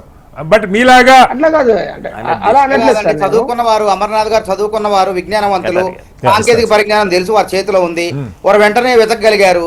మరి చదువుకోనోడు, వలస కూలీలు, ఆడుకో పోయిన వాళ్ళు వీళ్ళు వచ్చినప్పుడు ఆయన తెచ్చుకోమంటే ఆయన తెచ్చుకుంటాడు, ఆడే వెతుక్కుంటాడు ఆయన. ఓకే సార్, ప్రతి పొలిటికల్ పార్టీకి BLA 2 అని ఇచ్చింది. అందు గురించి అదే మేము ఇందా చెప్పినాం. ఏది చేయను. ఇప్పుడు BLA 2 పనిచేయడు, BLO పనిచేయొద్దు. ఈ భారతదేశం ఇట్లానే నడవాలి. అసలు ఏ ఎఫర్ట్ పెట్టము, ఏ మార్పు జరగొద్దు. రైట్, ఇట్లానే ఇంకా మనము సార్ ఇప్పుడు శ్రీనివాసరావు గారు దయచేసి నేను ఒక మాట చెప్పండి. మనము సార్ 25 సంవత్సరాల క్రితం ఏ విధంగా సార్ 2014లో బీజేపీ గెలిచిన తర్వాత 19 కోట్ల MNRG కరువు ఫేక్ ఐడీలు రిమూవ్ చేయడం. నేనేమంటానంటే అమర్నాథ్ గారు కరెక్టా తప్ప? అది కరెక్ట్. అమర్నాథ్ గారు నేను మాట్లాడుతున్నా, బెంగాల్లో మీకు నిజంగా ఆ చిత్తశుద్ధి ఉంటే 32 లక్షల మందో 27 లక్షల మందో ఓట్లు వాళ్ళు ఓటర్లో కాదో తేల్చకుండానే ఎన్నికలు జరిపి గెలిచి అంతకంటే ఎక్కువతో గెలిచామని చెప్పడం అసలు అంటే వాళ్ళు ఓటు వేయకపోయినా మీకు పర్వాలేదా? కోర్టు తేల్చిందా వాళ్ళు ఓటర్లు కాదు అని తేల్చిందా? చెప్పండి సార్. అది కోర్టు పరిధిలో ఉన్న విషయం. కోర్టు పరిధి సార్. ఎన్నికల సంఘం ఓట్లు పీకేసి కోర్టు వీళ్ళు ఓటర్లు కాదు అని చెప్పకుండా ఈసారికి మీరు వేసినా వేయకపోయినా ఏం కాదు, ఎన్నికల ప్రాసెస్ మేము ఆపలేమంటే ధర్మ. ఇట్లా కాదు శ్రీనివాసరావు గారు, చెప్పండి. ఇప్పుడు మీరు మనం అర్థం చేసుకోవాల్సిందంటే ఇది లీగల్ బైండింగ్ లో ఉన్న విషయాలు ఇవన్నీ. ఇది రాజ్యాంగం రాసిన రాజ్యాంగ అధినేతలు రాజ్యాంగం కాన్స్టిట్యూంట్ అసెంబ్లీలో డిస్కషన్ అయిన ప్రతి పాయింట్ ను వాళ్ళు ఒక కంక్లూజన్, ఇప్పుడు ఇందాక మానవతరాయ్ గారు కూడా కోట్ చేశారు, భారత రాజ్యాంగంలో ఈ విధంగా ఉంది ఆపకూడదని. దానికి ఎవరేం చేస్తారు? మీరు నేను వెళ్ళి రాజ్యాంగ నిర్మాతలు మీనాక్షి నటరాజన్ గారు కూడా అదే చట్టాన్ని అదే రాజ్యాంగాన్ని అంశాన్ని పెట్టుకొని ఏకగ్రీవం చేసుకున్నారు. Okay right. రెండో పాయింట్కి వద్దాం సార్ ఒకసారి. అమర్నాథ్ గారు దీని మీద ఇవాళ అయ్యేది కాదు, ఇంకా ప్రాసెస్ జరిగే కొద్ది మనం మాట్లాడదాం. ప్రారంభం కాలేదు, 25వ తారీఖు ప్రారంభం అవుతుంది. ఓకే, అదే అదే జరిగేది. స్టార్ట్ అయిన తర్వాత ఎట్లా ఉంటుందో మనం చూద్దాం. రెండో అంశం సుప్రత్ పటేల్ గారు, ఇవాళ ఇంకొక కథనం కూడా పత్రికల్లో వచ్చింది. ప్రధాని ఆర్థిక సలహా మండలి డీలిమిటేషన్కి సంబంధించి ఒక ఏమంటారు దాన్ని, ఒక రిపోర్ట్ లాంటిది వర్కింగ్ పేపర్ కేంద్ర ప్రభుత్వానికి ఇచ్చిందని. అసలు ఫస్ట్ ఆఫ్ ఆల్ ప్రధాని ఆర్థిక సలహా మండలికి డీలిమిటేషన్కి సంబంధం ఏంటో నాకు తెలియదు, ఫస్ట్ థింగ్. బట్ వాళ్ళు ఇచ్చింది కొంత విచిత్రంగా ఉంది. మొత్తం డీలిమిటేషన్ మామూలుగా మనకు తెలిసి జరిగితే జనాభా ప్రాతిపదికన జరగాలి, లేదంటే దాన్ని కదిలించొద్దు, తేనెతొట్టి కదిలించొద్దు. గతంలో సౌత్లో జనాభాని కంట్రోల్ చేశారు, నార్త్లో చేయలేదు, కాబట్టి దాన్ని కదిలించు. గత 50 ఏళ్ళుగా గత కాంగ్రెస్ ఉన్నప్పుడు కానీ వాజ్పేయి గారు ఉన్నప్పుడు కానీ ఏం చేశారో దాన్ని కంటిన్యూ చేయాలి. ఈ రెండు కాదనుకుంటే జనాభా ప్రాతిపదికన చేయాలి. వీళ్ళు ఇచ్చిన ప్రపోజల్ ఎలా ఉందంటే ఒక 170 నియోజకవర్గాల్ని మారిస్తే చాలు, మిగతా టచ్ చేయక్కర్లేదు. ఈ 170లో ఒక 111 ఏమో మూడు. రెండు చేయాలి, మూడు చేయాలి, ఒక 59 ఏమో డబల్ చేయాలి. వాటిల్లో దేశంలో అత్యధిక జనాభా ఉన్న నియోజకవర్గం నాకు తెలిసి పార్లమెంట్ నియోజకవర్గం మల్కాజ్గిరిని ఏమో 2 చేయమంటున్నారు. హైదరాబాదు, సికింద్రాబాదు లేదంటే విశాఖపట్నం ఇలాంటి 3 చేయమంటున్నారు. దానికి ఏంటో భాషా ప్రాతిపదికన కొంచెం నాకైతే ఏమో నా నాలెడ్జ్కి అది పెద్దగా అర్థం కూడా కాలేదు. అసలు ఏంటి ఈ ప్రధాన ఆర్థిక సలహా మండలికి డీలిమిటేషన్కి సంబంధం ఏంటి, వాళ్ళకి నివేదిక ఇవ్వటం ఏంటి? దీనిలో క్రైటీరియా జనాభానే ఉండాల్సిన పని లేదు, భాష ప్రాతిపదికన చేయొచ్చు, అర్బనైజేషన్ ప్రాతిపదికన చేయొచ్చు. ఏంటో మీకేమైనా అర్థమైందా? కటారి గారు, విషయం ఏంటంటే మనకు ముఖ్యంగా తెలుగు రాష్ట్రాలు 2 రాష్ట్రాలు మనం విడిపోయిన సందర్భంలో మనకు రీఆర్గనైజేషన్ యాక్ట్లో స్పష్టంగా కాన్స్టిట్యున్సీస్ పెంచుకోవాలి, ఎందుకంటే స్థిరత్వం ఉండాలనే, గవర్నమెంట్ స్థిరత్వం ఉండాలి అని తెలంగాణలో 119 153 అసెంబ్లీలో, అదేవిధంగా ఆంధ్రప్రదేశ్లో 175 నుండి 225 పెంచుకోవాలని చెప్పారు. ఆ దాన్ని ఇది లింక్ పెట్టి అంటే 2025 వరకు ఫ్రీజ్ ఉందని చెప్పేసి లింక్ పెట్టి ఆపేసారు. కానీ జమ్మూ కాశ్మీర్ లో డీలిమిటేషన్ చేసిరు, అస్సాంలో డీలిమిటేషన్ చేసిరు. అది ఏ రకంగా చేసిరో మనం చూసినాం. జమ్మూలోనేమో సీట్లు పెంచిర్రు, కాశ్మీర్లో తగ్గించిర్రు, అస్సాంలో తోకలు కలిపేసి అంటే ఎక్కడ వాళ్ళకు అనుకూలంగా ఉన్నటువంటి నియోజకవర్గాలను వాళ్ళు అనుకూలంగా ఎట్లయితే ఓట్లు రాబట్టుకోవాలనుకున్నారో ఆ రకంగా చేసిరు. అంటే వాళ్ళకి ఇష్టం ఉంటే ఒక రకంగా, ఇష్టం లేకుంటే ఇంకో రకంగా చేస్తారు. ముందటి నుండి ఈ డీలిమిటేషన్ అంశం 1971 నుండి ఇప్పటి వరకు ఆగడానికి కారణం ఏంటంటే జనాభా నియంత్రణ. ఎప్పుడైతే జనాభా నియంత్రణ చేయాలని ఒక దేశం ఒక పాలసీ తీసుకొని వచ్చిందో దాన్ని సక్సెస్ఫుల్గా ముఖ్యంగా సదరన్ స్టేట్స్, తెలంగాణ అంటే ఆంధ్రప్రదేశ్ కావచ్చు, కేరళ కావచ్చు, కర్ణాటక, తమిళనాడు, ఇవన్నీ కూడా ఇక్కడ ఉన్నటువంటి రాష్ట్రాలు, దక్షిణాది రాష్ట్రాలు పాటించినాయి. ఉత్తరాది రాష్ట్రాలు అది పాటించలేదు. అక్కడ జనాభా పెరుగుకుంటూ పోయింది, ఇక్కడ కంట్రోల్లో ఉన్నది. ఈ రోజు జనాభా దామాషాల డీలిమిటేషన్ అనే ప్రక్రియ చాలా సందర్భంలో మొన్న కూడా బీగిపోవడానికి కారణం ఏంది? వాళ్ళు చెప్పడం, బిల్లులో పెట్టడమేమో 50% పెంచుతామని, మళ్ళీ చెప్పడం ఏం చెప్పారు, ప్రతి రాష్ట్రంలో 50% పెంచుతాం, ఎక్కడ నష్టం జరగదు అంటారు. మేము కూడా ఈ సదరన్ స్టేట్కి సంబంధించిన కాన్ఫరెన్స్ జరిగితే మా కేటీఆర్ గారు చెన్నైకి పోయి స్పష్టంగా చెప్పడం జరిగింది. ఎందుకంటే ఒకటే జనాభా ప్రాతిపదిక ఒకే రకంగా ఒకటే తీసుకుంటే తప్పకుండా ఈ ఏదైతే జనాభా నియంత్రణ చేసిన రాష్ట్రాలు తగ్గుతాయి. ఇప్పుడు ఇక్కడ నా పాయింట్ అది కాదు సార్. తెలంగాణకి మీరు చెప్పిన పద్ధతులైనా వాళ్ళు చెప్పిన పద్ధతులైనా చెప్తున్న ఫిగర్ అదే 17 నుంచి నాకు గుర్తుండి 28, 29 చేస్తారు చెప్తున్నారు. అది స్పష్టంగా లేదు, ఎక్కడ బిల్లులో పెట్టమనండి. వస్తాను సార్, ఒక్క సెకండ్. ఇప్పుడు అదే బిల్లు పెట్టలేదు, రేపు ఏం చేస్తారు? బట్ నాకు అర్థం కాదు, ప్రధాన ఆర్థిక సలహా మండలికి ఈ నివేదిక అది ఏ ప్రాతిపదికన ఇస్తారు, వాళ్ళు are they authorised, are they eligible to give అనేది నాకు తెలియదు. ఫస్ట్ థింగ్, దానిలో మల్కాజ్గిరి ఇప్పుడు ఒకవేళ మీరు తెలంగాణలో పెంచాలన్నా ముందు ఫస్ట్ స్ప్లిట్ చేయాల్సింది మల్కాజ్గిరి, ఎందుకంటే బిగ్గెస్ట్ పార్లమెంట్ కాన్స్టిట్యున్సీ 40 లక్షలు. దాన్ని 2 చేయమని హైదరాబాదు, సికింద్రాబాదు, విశాఖపట్నం లేదంటే నంద్యాల వీటిని 3 చేయమంటంలో అసలు ఏంటి లాజిక్ నాకు అర్థం కాదు. ఇప్పుడు హైదరాబాద్ పార్లమెంట్ ఉంది, దాంట్లో వాళ్ళు ఇచ్చినటువంటిది ఏంటంటే అది మొత్తం కూడా చూస్తే పేపర్లో వచ్చిన కథనం అంటే ఒక భాష మాట్లాడేటటువంటి వాళ్ళని అందరినీ కూడా ఒక కాన్స్టిట్యున్సీ వేసేయాలన్నది. ఇది ఎంతవరకు అది ఇలా వీళ్ళు ఇచ్చినటువంటి సలహా. నిమిషం నాకు సమయం ఇస్తే దాని తర్వాత అంటే మనం రాంగ్ రీడ్ చేసి మనం మాట్లాడుతున్నాం. మీరే చెప్పండి రమణాథ్ గారు, మీ తర్వాతే తీసుకుంటారు, చెప్పండి. నేను ఒక 2 పాయింట్లు చెప్తాను, సో దట్ మన అంటే ఆర్గ్యుమెంట్ చేసిన ఒక proper direction. So working paper లో వాళ్ళు వర్కింగ్ పేపర్ ఎందుకు తయారు చేశారంటే, ఫస్ట్ విషయము అసలు వాళ్లకు డీలిమిటేషన్ కమిషన్ కు సంబంధం ఉండదు. వీళ్ళు ఓన్లీ ఏ ప్రాతిపదికన చేశారంటే కేవలం ఒకటే ఒక పాయింట్, ఈ దేశంలో అనేక నియోజకవర్గాలలో పోలింగ్ పర్సంటేజ్ చాలా తక్కువ ఉన్నది, కొన్ని చోట్ల ఎక్కువ ఉంది. ఇది ప్రాతిపదిక, ఫండమెంటల్ ప్రాతిపదిక. సో వాళ్ళ లాజిక్ ఏంటంటే ఎక్కడైతే లింగ్విస్టిక్ పోలరైజేషన్ అంటే ఒక నియోజకవర్గంలో హిందీ మాట్లాడే వాళ్ళు, భోజ్పురి మాట్లాడే వాళ్ళు అధిక సంఖ్యలో వీళ్ళిద్దరే ఉన్నప్పుడు ఆ పోలరైజేషన్ వల్ల ఏది మన పోలింగ్ శాతం పెరుగుతున్నది. ఎక్కడైతే పోలరైజేషన్ లేనందువల్ల అంతా ఒకటే టైప్ ఆఫ్ లాంగ్వేజ్ మాట్లాడే దగ్గర ఈ పోలింగ్ శాతం చాలా చాలా తక్కువ ఉంటున్నది. ఇది వాళ్ళు తీసుకున్న ప్రశ్న అడగొచ్చా? అడగండి. అంటే రాష్ట్ర ప్రధాన ఆర్థిక సలహా మండలికి అసలు ఈ కసరత్తుకి సంబంధం ఏంటి? రెండు డీలిమిటేషన్ కి ఈ పోల్ ఏ భాష మాట్లాడే వాళ్ళు ఎక్కువ ఉన్నారు, ఓట్లు ఎక్కువ వేస్తున్నారా తక్కువ వేస్తున్నారా, డీలిమిటేషన్కి దీనికి సంబంధం ఏంటి ఇప్పుడు చెప్పండి. లేదు సార్, సంబంధం లేదు. మరి ఎందుకు చేశారు కసరత్తు? ఇది ఫస్ట్ వాళ్ళ కసరత్తు ఏం చేయలేదు సార్. ప్రధాని ఆర్థిక సలహా మండలిలో ఈ షమికా రవి వాళ్ళు out of their own interest they have published A paper that's called working paper. నీతి ఆయోగ్ లో ప్రతి నెలలో కనీసం ఒక 7-8 వర్కింగ్ పేపర్స్ ఇట్లాంటివి వస్తూ ఉంటాయి. అంటే అది కాదు సార్, రకరకాల అంశాల మీద సార్ సారీ, ఆర్థిక సలహా మండలిది ఆర్థిక పరమైన వర్కింగ్ పేపర్ ఇస్తే okay, delimitation in what way they are concern అంటున్నారు. కన్సర్న్ కాదని మీరే చెప్తున్నారు. అది వాళ్ళ పత్రికల్లో ప్రధాన శీర్షికల్లో వచ్చినాయి. జనం భాష ప్రాతిపదికన డెఫినెట్లీ.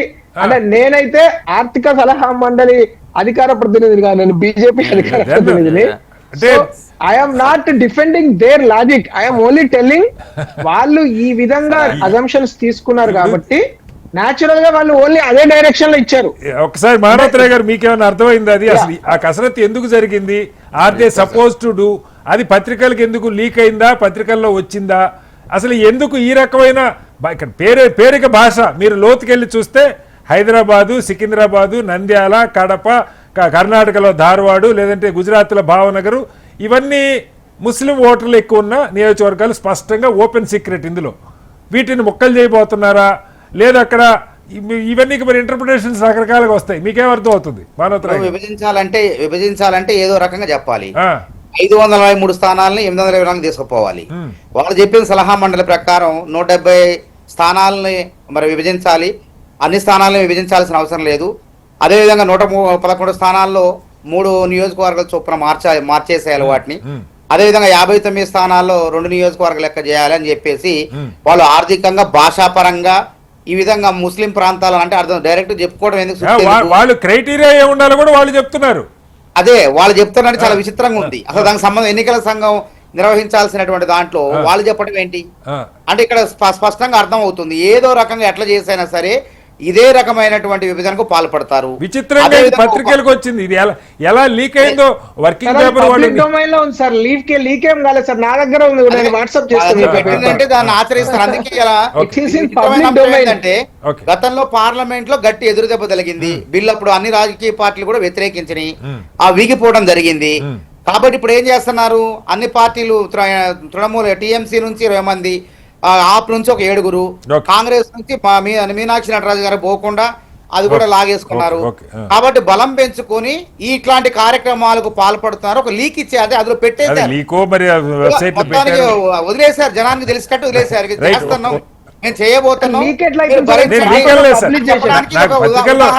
ప్రభుత్వం అధికారికంగా రిలీజ్ చేసిందో నాకు తెలియదు, వెబ్సైట్ లో ఉందని మీరు చెప్తున్నారు, నా దగ్గర అయితే లేదు. బట్ ఒకసారి సుబ్రత్ పటేల్ గారు ఇక్కడ మామూలుగా ఎందుకు సార్ పత్రికల్లో వచ్చింది, సారం అర్థమైంది, మీరు పంపిస్తే పంపండి, ఐఎమ్ వెరీ హ్యాపీ. నా పాయింట్ ఏంటంటే సుబ్రత్ పటేల్ గారు ఇక్కడ మామూలుగా డీలిమిటేషన్ కమిషన్ ఏర్పడిన తర్వాత ఎవరైనా వాళ్ళ సలహాలు సూచనలు పంపొచ్చు, వ్యక్తులుగా, వాళ్ళ ఇండివిజువల్ గాను ఎన్జిఓలు గాను. బట్ ప్రధాన ఆర్థిక సలహా మండలికి అసలు ఈ వర్క్కి సంబంధం ఏంటి నాకు తెలియదు. ఎందుకంటే ప్రధాన ఆర్థిక సలహా, దాని పేరు ప్రధాన సలహా మండలి అంటే మళ్ళీ వేరు, ఆర్థిక సలహా మండలిని వాళ్ళే పెట్టుకున్నారు. ఆర్థికపరమైన అంశాల మీద సలహా ఇవ్వాలి. ఎన్నికలు, ఓటింగ్ ప్రక్రియకి, ఓటింగ్లో ఎక్కడ ఓటింగ్ శాతం ఎంత పెరుగుతుంది, అది పెరగటానికి కారణాలు ఏంటి, భాషపరంగా పోలరైజ్ అవుతుందా, మతం పరంగా పోలరైజ్ అవుతుందా, దాన్ని ముక్కలు చేయాలా, అసలు డీలిమిటేషన్కి ప్రాతిపదిక ఏమి ఉండాలి, వీళ్ళు ఎందుకు చెప్పారో, అది ఎందుకు వెబ్సైట్లో ఉందో, ఆ రిపోర్ట్ ఎందుకు ఇచ్చారో, సంహౌ మళ్ళీ దానిలో ఏదో పర్సంటేజ్లు, దానిలో గందరగోళం, ఏంటిది, ఇది ఒక సైంటిఫిక్ గా లేదు. ఇది మొత్తం కూడా ఎట్లా పోలరైజేషన్ చేయాలనే దాంట్లోనే వాళ్ళకి అనుకూలంగా చేసుకోవడానికి ఒక బ్లూ ప్రింట్ తీసినట్టు ఉంది. వాళ్ళు నిజంగా ఆర్థిక పరిస్థితి, నిజంగా సలహా మండలి వాళ్ళు మంచిగా పనిచేస్తే బాగుండు. ఈరోజు దేశ ఆర్థిక పరిస్థితి అంతా దిగజారుతున్నది, రూపాయి ఏ రకంగా పడిపోతుంది అందరికి తెలుసు, ఆల్ టైమ్ హైగా పడిపోయింది. భాషాపరంగా ఈరోజు హైదరాబాద్ పార్లమెంట్ విషయానికి చూసుకుంటే ఉర్దూ భాష మాట్లాడే వాళ్ళు 10,66,653 మంది, తెలుగు భాష మాట్లాడేవారు 4,62,029 మంది ఉన్నారంట. అంటే ఈ భాష పోలరైజేషన్ ఏడు ఉంది ఎక్కువ ఉందో అక్కడ ఓటింగ్ ఎక్కువ జరుగుతుంది, ఆ కాన్స్టిట్యూన్సీ ఒకటి చేస్తారంట. అంటే ఇదేమన్నా అర్థం ఉందా? ఏ రకంగా అంటే 3 చేసి మీరు ఏం చేయదలుచుకోరు అంటే, అంటే మతపరంగా పోలరైజేషన్ చేస్తారా మీరు? భాషను పేరు పెట్టి మతపరంగా పోలరైజేషన్ చేసే ప్రయత్నం చేస్తున్నారు. అది అస్సాంలో చేసిరు గతంలో. కాబట్టి ఇలాంటివి చేయడాన్ని తప్పకుండా ఈరోజు ప్రతిపక్షాలంతా కూడా నోరు నొక్కేసి మొత్తం కూడా గుంజుకొని ఏ రకంగా టీఎంసీ కావచ్చు ఆప్ కావచ్చు అంత దేశవ్యాప్తంగా ఏ రకంగా చేస్తారో మనం చూసినాం. మొన్న బిల్ వీగిపోవడానికి కారణం ఏంది? ప్రతిపక్షాలు స్ట్రాంగ్ గా ఉండి దాన్ని వీగగొట్టినాయి. ఈ రోజు వీళ్ళు చేయాల్సిందల్లా ఒక డిలిమిటేషన్ కమిటీ చేసి దాని ద్వారా సైంటిఫిక్ గా మొత్తం అసలు ఈ రోజు ఏంది రాజకీయ ప్రక్రియ ఇది. తప్పకుండా రాజకీయ పార్టీలు అంతా కొట్టి ఆల్ పార్టీ ఒక కమిటీ చేయండి, పార్లమెంటరీ కమిటీ చేయండి. కమిటీ చేసి ఏ రకంగా డిలిమిటేషన్ చేయాలో పోవాలి. కానీ వీళ్ళు అట్లా లేకుండా మొత్తం కూడా వాళ్ళకి ఇష్టం ఉన్నట్టు అస్సాంలో గతంలో చేసిన విధంగానే దేశవ్యాప్తంగా చేసి రేపు 842-43 స్థానాలు పెంచుకొని తద్వారా మొత్తం మళ్ళా దేశాన్ని ఏలాలనే ప్రయత్నం చేస్తారు తప్ప దీంట్లో ప్రజలకు పరిస్థితి లేదు. అమర్నాథ్ గారు క్విక్ గా ఒకటి చెప్పండి. అంటే ఈ రిపోర్ట్ ని మీరు ఓన్ చేసుకుంటే నాకు అర్థం కాని విషయం, ఈ మీరే చెప్పారు ఓటింగ్ శాతం పెరుగుతున్నది, పెరిగితే మంచిదే. ఎక్కడ ఓటింగ్ శాతం పెరిగినా మనం అందరం సంతోషించాలి, ఏ కారణంగా పెరిగినా మనం అందరం సంతోషించాలి. అంటే సార్ అది సార్ దానిలో ఫండమెంటల్ లాజిక్ ఏంటంటే వాళ్ళకు అలాంటి అథారిటీ లేదు, వాళ్ళేమి గవర్నమెంట్ డీలిమిటేషన్ కమిషన్ కాదు వాళ్ళు. అలాంటి రిపోర్ట్లు చాలా వస్తాయి, డీలిమిటేషన్ కమిషన్ కు కూడా అలాంటి వాళ్ళు చాలా మంది ఇస్తారు. దాన్ని మనం పెద్ద సీరియస్ గా డిస్కషన్ చేయాల్సిన పాయింట్ కాదు. కానీ అసలు ఇంపార్టెంట్ పాయింట్ ఏంటంటే ఇందాక మిత్రులు చెప్తున్నట్టు ఇంతకు ముందు 2009లో డిలిమిటేషన్ అయినప్పుడు తెలంగాణలో, అంటే అప్పుడు యునైటెడ్ ఆంధ్రప్రదేశ్ లో హైదరాబాద్ లో వికారాబాద్, తాండూరు, చేవెళ్ళ ఈ 3 నియోజకవర్గాలు హైదరాబాద్ పార్లమెంట్ లో ఉండేవి. యూనిలాటరల్ గా అసలు ఒక చిన్న లాజిక్ ఈసుమంత లాజిక్ లేకుండా ఆ 3 హిందూ మెజారిటీ కాన్స్టిట్యున్సీస్ ను పక్కన పెట్టి ఓన్లీ ముస్లిం మెజారిటీ కాన్స్టిట్యున్సీస్ అన్నిటిని ఏకం చేసి మా అప్పుడున్న ముఖ్యమంత్రి వైఎస్ రాజశేఖర రెడ్డి గారు, అప్పుడున్న UPA government, Congress government Asaduddin ఓవైసీకి గిఫ్ట్ ఇచ్చింది. ఇప్పుడు అదే చెప్తున్నారు. అస్సాంలో జమ్మూ కాశ్మీర్ ఏం జరిగిందో కూడా చెప్తున్నారు. వినండి, అసదుద్దీన్ ఓవైసీకి గిఫ్ట్ ఇచ్చింది. మీరు అన్నారు కదా వేరే రాష్ట్రాల గురించి మనకెందుకు, తెలంగాణ గురించి మాట్లాడదామని. తెలంగాణ గురించి మాట్లాడుతున్నా నేను. చెప్పండి. మీరే అన్నారు కదా సార్ బీహార్ గురించి మనకెందుకు, తెలంగాణ గురించి. ఇప్పుడు నేను అడిగే స్ట్రైట్ గా నేను మిమ్మల్ని అడుగుతున్నా, మల్కాజ్గిరి డీలిమిటేషన్ అంటూ తెలంగాణలో జరగాలంటే I will confine to only Telangana. 40 లక్షల ఓటర్లున్న మల్కాజ్గిరిని 3 ఎందుకు చేయొద్దు, సికింద్రాబాద్ ని హైదరాబాద్ ని 3 ఎందుకు చేయాలి? సార్ అది 3-way split is not equal to ఇప్పుడు 16,62,000 ఓట్లు హైదరాబాద్ లో ఉంటే దాన్ని 3 భాగాలు చేయమన్నది కాదు. 3-way స్ప్లిట్ అంటే ఆ ముక్కను ఒక చోట కలపాలి, ఈ ముక్కను ఒక చోట కలపాలి, దాని ఉద్దేశం అది. 3-way స్ప్లిట్ అంటే 16 లక్షలను 3 భాగాలు చేసి 3 నియోజకవర్గాలు చేయాలని కాదు. మాకు కూడా కొంచెం అర్థమవుతుంది సార్. పత్రికలో వాళ్ళు రాసింది ఆ రిపోర్ట్ ప్రకారం, పత్రికల్లో వచ్చిన దాని ప్రకారం చెప్తా ఉన్నా. 543 నియోజకవర్గాల్ని మీరు విభజించక్కర్లేదు, 170 నియోజకవర్గాల్ని విడగొడితే చాలు, అందులో 111ని 3 చేయండి, ఒక్కొక్క దాన్ని 3 చేయండి, ఒకటి బదులు 3 చేయండి అని స్పష్టంగా చెప్తే మీరు 3-way స్ప్లిట్ అంటున్నారు. వాళ్ళు చెప్పిన లాంగ్వేజ్ నేను కూడా ఈనాడు పేపర్ లో చదివే 3-way స్ప్లిట్, 2-way స్ప్లిట్ వాళ్ళు తీసుకున్న లాజిక్. ఆ 3-way స్ప్లిట్ ప్రకారము 3 భాగాలు చేసుడు కాదు, 3 రకాలుగా విభజించాలంటే ఈ ముక్కను ఒక చోట, ఈ ముక్క 16 లక్షల మీ దగ్గర అప్పుడు 5.5 లక్షలకు ఒక పార్లమెంట్ నియోజకవర్గం. ప్రధాని ఆర్థిక సలహా సంఘానికి ఏ శాస్త్రీయత లేకుండా వాళ్ళ ఉద్దేశం, వాళ్ళు చేసిన దానికి శాస్త్రీయత లేదు, వాళ్ళకి అథారిటీ లేదు, వాళ్ళు చేయాల్సిన పని కాదు. కుక్క పని గాడితే గాడి పని కుక్క చేసినట్టు. పని కాదని నేనే అంటున్నా. అదే సార్ ఎందుకు చేశారు మీరు సమాధానం చెప్పట్లా? అదేమంటే నేను మొత్తంగా ఇప్పుడు మీకు సార్ వాళ్ళు ఎందుకు చేశారో మీకెంత తెలుసు, నాకు అంతే తెలుసు. మీరు అలాంటి అనేక సార్ నాకు ఉన్న ఐడియా ప్రకారము అనేక ఆర్గనైజేషన్స్ డీలిమిటేషన్ కమిషన్ వేసిన తర్వాత కూడా చాలా ఆర్గనైజేషన్ నేనే చెప్పాను సార్, ఎవరైనా ఇండివిజువల్స్ కి ఇవ్వచ్చు. ప్రభుత్వ ప్రధాన ఆర్థిక సలహా మండలికి డీలిమిటేషన్ కి రిపోర్ట్ ఇవ్వాల్సిన పని లేదు అని అయితే నా ఉద్దేశం. మీ ద్వారా బీజేపీ అంటే మీ ప్రభుత్వానికి తెలియదు ఏంటంటే ఆర్థిక సలహా మండలి ప్రధాన ఆర్థిక సలహాలు ఇస్తే మన రూపాయి బాగుపడుతుంది, దేశం బాగుపడుతుంది, నిరుద్యోగ సమస్య తీరుతుంది, అంత అన్ని రకాలుగా బాగుపడుతుంది. మొత్తంగా తెలంగాణకి సంబంధించి సర్ ప్రక్రియ మొదలుగా పోతుంది.